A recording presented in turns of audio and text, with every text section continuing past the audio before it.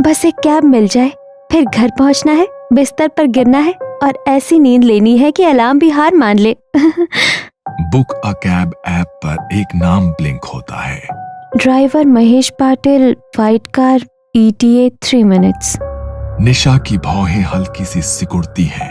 अरे यार, फिर से वही महेश काका, 3 रात से लगातार सेम ड्राइवर। वो गेट के बाहर रोड की तरफ देखती है। दूर से 2 तेज हेडलाइट्स धीरे धीरे उसकी तरफ बढ़ती नजर आती है। सफेद कार उसके सामने आकर रुकती है। आप महेश काका ना?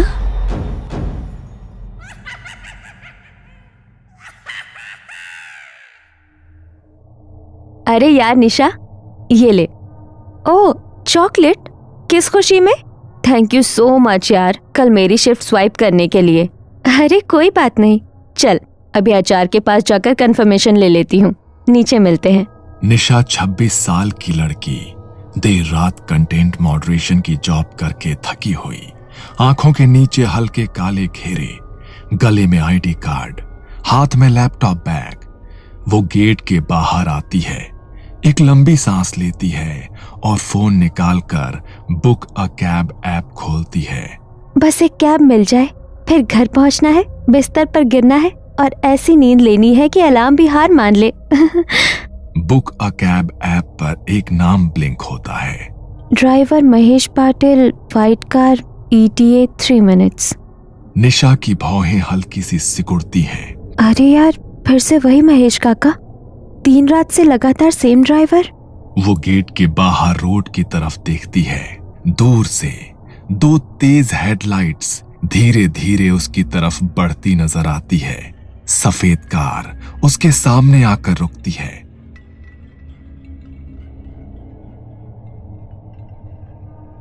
निशा मैडम? जी हाँ, आप महेश काका ना? मैडम, 3 दिन से तो रोज मैं ही छोड़ रहा हूँ आपको, वहीं पवई वाला रास्ता, सही है ना? निशा एक पल के लिए रुक जाती है। उसे याद नहीं आता कि उसने कभी उसे अपना एग्जैक्ट इलाका बताया हो। फिर वो खुद को समझाती है, शायद ऐप से ये सब दिख जाता होगा। Anyways, who cares. वो पीछे वाली सीट पर बैठ जाती है, सीट बेल्ट लगाती है और फोन पर रूट चेक करती है। अंधेरी ईस्ट से पवई तक का एक बिल्कुल नॉर्मल सा रास्ता। गाड़ी धीरे धीरे चल पड़ती है। रात का वक्त था, कभी कोई ट्रक गुजरता तो कभी ऑटो, और चारों ओर फैली स्ट्रीट लाइट्स की उदास रोशनी। कुछ मिनटों बाद गाड़ी JVLR की तरफ मुड़ने के बजाय अंधेरी कुर्ला रोड के एक सुनसान इंडस्ट्रियल एरिया में घुस जाती है। काका, आप शायद रॉन्ग रूट ले रहे हो, ऐप पे तो JVLR से दिखा रहा है। ड्राइवर रियर व्यू मिरर से उसे देखता है।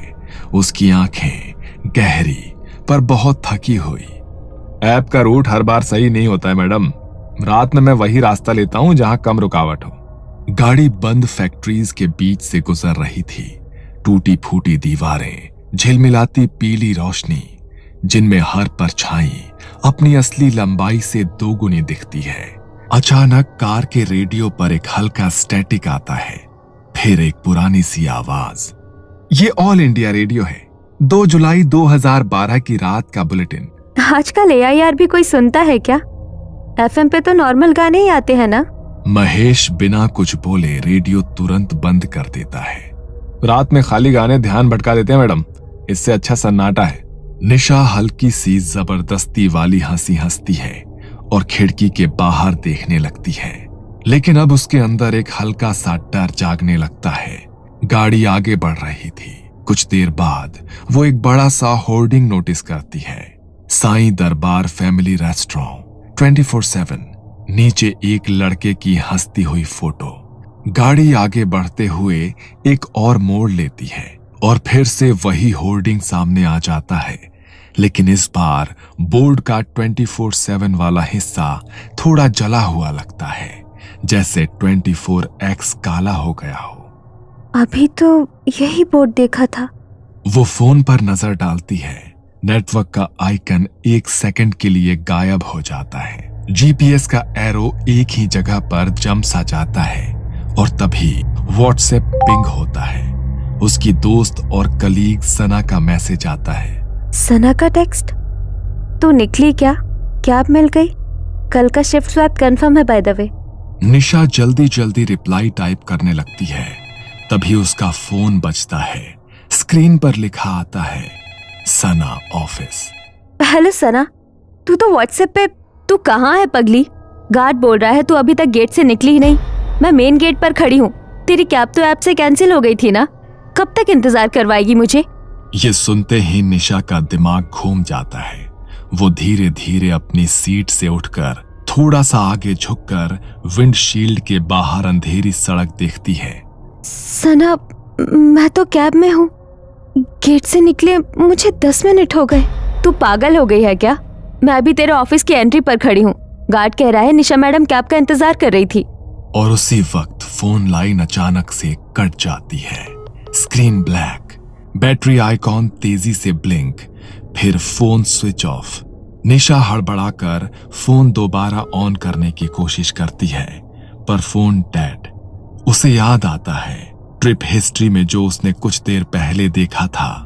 Last completed trip, driver Mahesh Patil, date 2 July last year, pickup Andheri East office, drop Powai same address, समय रात के 2:50 से 3:15। आज भी तारीख वही है, 2 जुलाई, और वक्त भी लगभग वही है। उसके दिमाग में एक और ऑफलाइन सेव्ड न्यूज की झलक दिखती है। App cab driver dies near small temple on highway, passenger escapes, case unsolved. News की फोटो में जो चेहरा था वो अजीब भी था और कुछ जाना पहचाना भी, महेश जैसा। अब गाड़ी पवई के सामान्य मार्ग की जगह आरे कॉलोनी के घने पेड़ों वाले हिस्से में घुस चुकी है। रोड के दोनों तरफ अंधेरा, सिर्फ हेडलाइट्स की रोशनी। सड़क किनारे एक छोटा सा हनुमान मंदिर दिखाई देता है। हल्की सी आरती की लौ और हवा से हिलता हुआ एक लाल झंडा।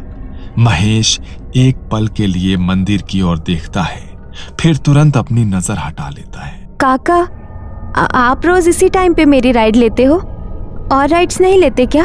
मैडम, रात के इस पहर कुछ रास्ते कुछ लोगों के लिए बंद हो जाते हैं और कुछ लोग अपनी यात्रा के बीच में उतर जाते हैं। थोड़ा और आगे एक टिमटिमाती रोशनी दिखाई देती है। एक पुलिस चौकी है, बैरिकेड और कुछ छायाकृतियां। काका, आगे पुलिस चेक है, मैं वहां उतर जाऊंगी, वहां से ऑटो ले लूंगी, प्लीज गाड़ी रोक दीजिए। महेश ने एक्सीलेटर धीमा किया। कार धीमी हुई लेकिन रुकी नहीं। जैसे जैसे वो चेक पोस्ट के करीब पहुंचते हैं, बत्तियों की रोशनी धुंधली होती जाती है। पुलिस की परछाइयां धुंधली, फिर पारदर्शी, और फिर जैसे ही कार ठीक बगल से गुजरती है, वहीं सब कुछ हवा में गायब हो जाता है। पीछे मुड़कर देखने पर बस खाली सड़क दिखती है। थोड़ी देर में गाड़ी एक सुनसान फ्लाईओवर पर चढ़ जाती है। नीचे दूर दूर तक शहर की रोशनी फैली हुई है, मगर फ्लाईओवर पर कोई दूसरी गाड़ी नहीं थी। तभी डैशबोर्ड की डिजिटल घड़ी में समय दिखा 3:33 रात के। सेकंड का अंक चमकने लगता है। अंक चमकता तो है, लेकिन समय आगे नहीं बढ़ता। आप कौन है? क्या आप एक... निशा के शब्द उसके गले में अटक जाते हैं। महेश कुछ देर तक खामोश रहता है, फिर वो हल्के से मुस्कुराता है। उसकी मुस्कान में थकान और एक अजीब सी उदासी छुपी है। ये लाइन मैं अक्सर सुनता था जब लोग अखबारों में मेरा नाम पढ़ते थे। ठीक 1 साल पहले उसी रात मैं भी इसी समय इसी तरह एक यात्री को उसके घर छोड़ने जा रहा था। थका हुआ था, पर कुछ अतिरिक्त पैसों के लालच में मैंने कुछ और ट्रिप्स ले ली थी। हाईवे पर हनुमान मंदिर के पास किसी ने पीछे से टक्कर मारी, गाड़ी पलट गई और यात्री भाग गए। मैं सड़क के किनारे पड़ा रहा। एम्बुलेंस आई, पर तब तक बहुत देर हो चुकी थी। तभी से रात के इस समय कभी कभी ऐप गलती से मेरा नाम दिखा देता है और कुछ लोग राइड स्वीकार कर लेते हैं। ये सुनकर निशा के होश उड़ गए। तुम्हें क्या चाहिए मुझसे? मैं तो बस घर जाना चाहती हूँ। मैं भी बस घर ही जा रहा था मैडम, पर किसी ने मुझे घर पहुंचने ही नहीं दिया। निशा का सब्र टूट जाता है। काका, गाड़ी रोको, मुझे यही उतरना है। मैं कोई भूत नहीं हूँ, गाड़ी रोको। उसकी चीख सुनकर महेश एक पल को ब्रेक दबाता है। गाड़ी की गति बहुत धीमी हो जाती है, पर इससे पहले कि वो पूरी तरह रुके, स्टीयरिंग और टायर उसके नियंत्रण से बाहर हो जाते हैं। कार हल्की सी हिलती है, फिर धीरे धीरे दोबारा आगे बढ़ने लगती है। मैडम, मैं भी ये सब रोकना चाहता हूँ, पर क्या करूं? मैं खुद भी तो इस रास्ते पर कहीं अटक सा गया हूँ। निशा की सांसें और दिल की धड़कन तेज हो जाती है। वो खुद को सीट से सटा लेती है। रियर व्यू मिरर में अपना चेहरा देखती है। आईने में उसका चेहरा और भी पीला है। उसकी आंखों के नीचे काले घेरे गहरे हैं और उसकी गर्दन के पार सीट बेल्ट के नीचे एक पतली खून जैसी रेखा है।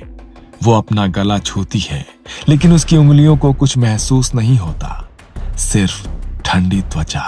कभी कभी जिस भूत से हम भागने की कोशिश करते हैं, वो हमारे साथ नहीं बल्कि हमारे अंदर हो सकता है।